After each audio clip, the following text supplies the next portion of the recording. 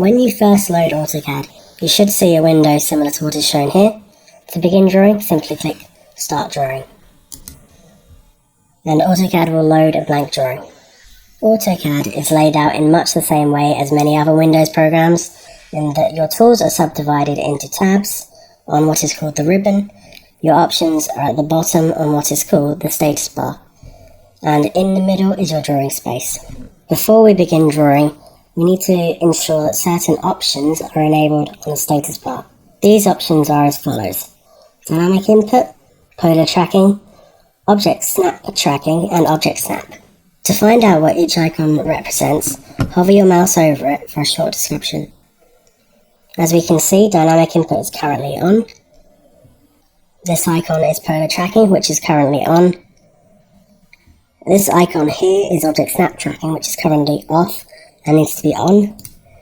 And this icon next to it is Object Snap, which is currently on. If you can't see Dynamic Input, click Customization at the end here, and then ensure that Dynamic Input is ticked, and the icon will then show. For the majority of these lectures, we'll be using the Home tab, which contains several different groups, such as Draw, Modify, Annotation, Layers, Block, Properties, and more. The drawing area here is akin to a camera view, in that you can zoom in and out, as well as move the view around. To zoom in, place your cursor over where you wish to zoom in, and scroll up. To zoom out, scroll down. And to move the view, hold down the mouse wheel, and move the mouse to move the view around. This is called panning. To begin drawing, I need to select a drawing tool. So I'll go to the Draw Tools up here, and select the circle by clicking it. And you see next to my mouse cursor, it's asking me what it wants from me. Okay, so it's giving me instructions as I go along. So the first click will be the center point of the circle, and the second click will be the radius. Once I've done that, this is now fixed in place. If I started drawing a circle, and I wish to exit without drawing it, I can simply press Escape on my keyboard, and that will get rid of it. Okay. If I wish to delete something that's already here, I can hover my mouse over the edge of it until it turns bold, and then left click, and then press Delete on my keyboard. If I wish to draw a line, I would select the Polyline tool, and I would click to place the first point of my line. And then I would click to place other subsequent points. Now, if I wish to go back a step, I can press Ctrl Z to undo, and it will undo one step. If I press it again, it will keep going. If I want to stop drawing with Polyline, I can simply press Enter to finish drawing. So as per the handout, I will now draw a circle, and I will click to specify the center point, then click to specify the radius. Then I will use the rectangle tool to draw a rectangle, and I will click to specify the first corner point, and then the second corner point. Now, the issue with this is that we haven't specified any dimensions, which is obviously not very useful if we're drawing something that needs exact dimensions like a building. So what we're going to do is click the plus icon up here to create a new drawing, and we're going to start drawing here. We're going to use the Polyline to draw a 40 by 40 square. Now, by default, AutoCAD has no units, but we will assign units later on in a future lecture. So I'm going to go to Polyline, I'm going to click to start somewhere, and I'm going to move my mouse along to the right. And you see we have this dashed green line. Now this shows that the line is perfectly straight in that direction, and this is polar tracking. So currently the length of this line is 210.1312. I'll use my keyboard to override this by typing in a number, which in this case is 40, and then I'll press Enter. And you see it's drawn a line, even though it's small, to the right. If it appears too small, scroll up to zoom in, and continue drawing, okay? I will now go down and type 40 again, and press Enter. To the left, type 40 again, and press Enter. And if I want to join back to this original point, where it's showing this cursor, I can type C, and press Enter, it will close the shape. This technique can also be used to draw more complex shapes, such as the one shown in exercise 1. Again, I will go to Polyline. I'll start in the top left corner of the object and work my way to the right clockwise. I will type in the first dimension, which is 80, and press enter. I will then go down 20 and enter, to the right by 30, up by 20, to the right by 20, downward by 40, to the left by 40, down by 20, along by 20, to the left, down again by 20, to the right by 50, down by 20 again, to the left this time by 120, up by 30, to the right by 50, then up by 50, and again left 50, and if I go up here, another 20 to the top, and then press enter. Okay, and that is the shape finished. Sometimes we may wish to draw lines other than straight lines, and for this we use Cartesian coordinates. These are the same as you would use in a graph. It's an x and a y value separated by a comma, with the first value always being the horizontal distance, which is x, with right being positive and left being negative, and the second value being the vertical distance, with up being positive and down being negative. We can use Cartesian coordinates then to draw exercise 2 using Polyline. So I'll select Polyline and click where I wish to begin, and the first line goes 30 to the right and 20 up. So therefore I will type 30, comma, 20 and press enter. And you see it's drawn the line 30 to the right and 20 up. Now we need to go 60 to the right and 20 down. We will type 60, comma, minus 20, because we're going down, and press enter.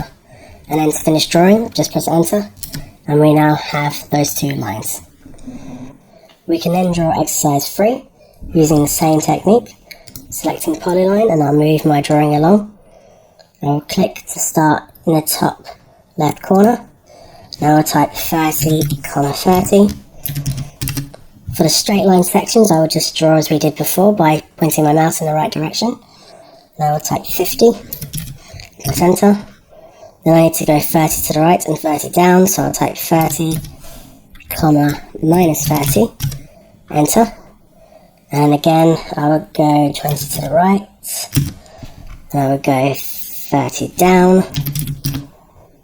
I'll then go 90 to the left, and then 20 down,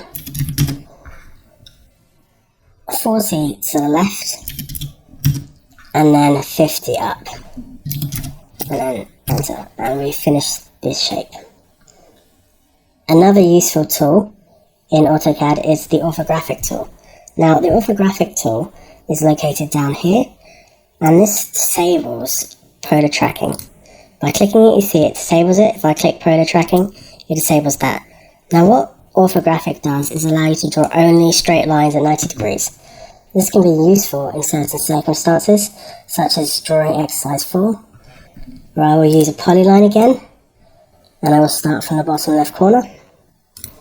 And you see I can only go at 90 degrees, so I will go up 70, to the right 30, up 20, to the right by 30, down by 40, to the left by 10, then down by 40, and then we'll go to the left by 40 again, and we'll go down by 10, and across to the left by 30, and then press enter once we've done the drawing.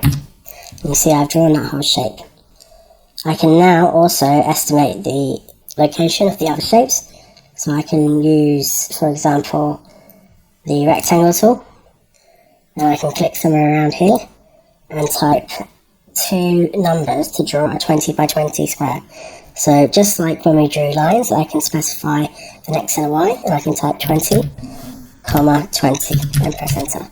You see it's drawn me a square there. Okay, I can select this and click and drag to move it. And I can also draw a circle in the top left corner of radius 10. And then press enter. And that's done. The final thing we'll cover is drawing curves using Polyline, or as they're called in AutoCAD, an arc.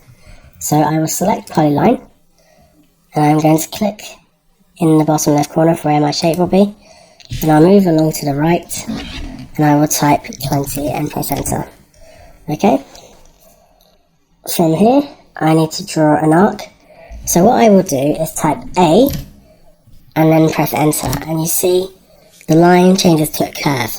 And this curve will fit whatever straight line we draw. So this dashed line shows where the straight line would be, and the curve shows where the actual curve will be. So we then need to draw a curve that goes 20 to the right and 20 up.